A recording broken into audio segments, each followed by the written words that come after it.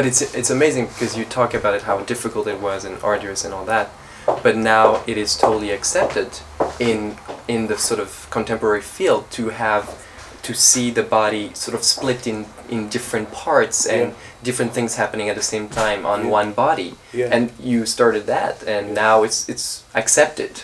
It seems. Well, now it's in a way it's familiar, not necessarily what people do, but the ideas. And also, I think the whole thing of the music and the dance not going together in a conventional sense is now.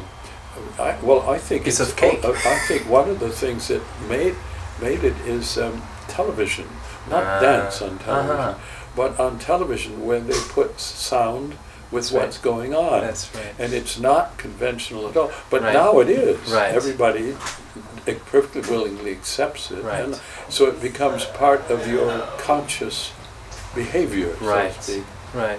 So you don't when you see it or hear it, you don't suddenly think, oh, what's going on? It just passes through you. That's true. But I do think that because I think there is, I mean, probably unconsciously it would be more accepted, but probably I think that there must have been something happening, like something contagious that you started in a way in the theater, and that people sort of appropriate, even though people might have said, oh, I don't like this Cage Cunningham concept, but probably they appropriated, and little by little, maybe 10 years later, they did something similar or something like that. Well, I think television by its nature had that possibility in it.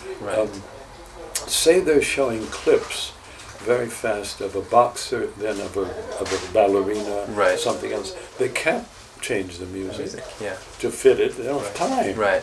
So they just play something. That's right. And in principle, that's what that is. But the two things now, one puts them together. That's right. Yeah, that's true. And also, I guess they have the sound and the tracks separate and all that, so they're able to do that very easily. That's true. Yeah. But that's true. That how do you see that, or how do you feel like about the fact that so many of those ideas, like dance and music and things like that, have been accepted now? They're totally accepted, even with people. I think people choreograph in ways that they don't even realize that it comes from you and Cage. That those ideas. Well, I don't think that way. I mean, I really don't. I think, what do you mean? What I mean is, I see that's what happened.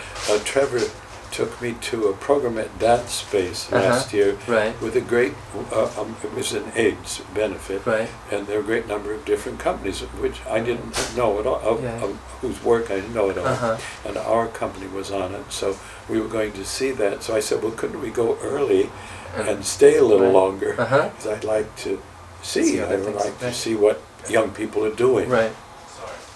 I was astounded that how many of them, in some way or another, they always had music, but it didn't necessarily, it didn't, almost never.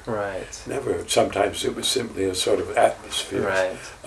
But it didn't, in any conventional sense, it didn't, say, fit the dance in that way. Or it simply produced another kind of element. More surprise or something like that.